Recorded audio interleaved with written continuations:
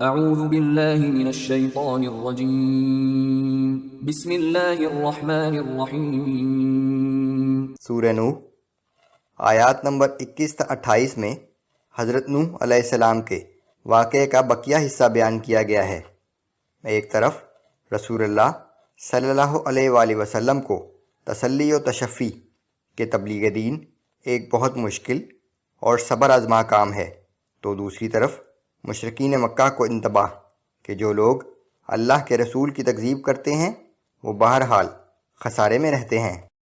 بسم اللہ الرحمن الرحیم۔ قال نوح رب انہم عصونی واتبعوا من لم يزده ماله وولده الا خسارا۔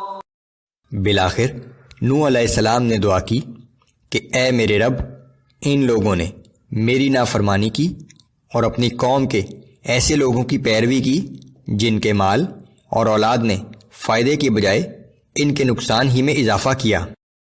وَمَكَرُوا مَكْرًا كُبَّارًا۔ ان لوگوں نے بڑے بڑے مکر و فریب کیے۔ وَقَالُوا لَا تَذَرُنَّ آلِهَتَكُمْ وَلَا تَذَرُنَّ وَدًّا وَلَا سُوَاعًا وَلَا يَغُوثَ وَيَعُوقَ وَنَسْرًا۔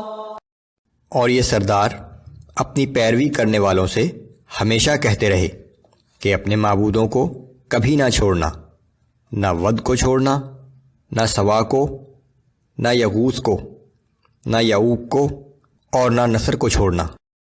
وَقَدْ أَضَلُّوا كَثِيرًا وَلَا تَزِدِ الظَّالِمِينَ إِلَّا ضَلَالًا۔ اور حقیقت یہ ہے کہ ان سرداروں نے بہت سے لوگوں کو گمراہ کر دیا ہے، تو اے میرے رب اب تو بھی ان ظالموں کی گمراہی میں ہی اضافہ کر دے۔ مِمَّا خَطِيئَاتِهِمْ أُغْرِقُوا فَأُدْخِلُوا نَارًا فَلَمْ يَجِدُوا لَهُم مِّن دُونِ اللَّهِ أَنصَارًا۔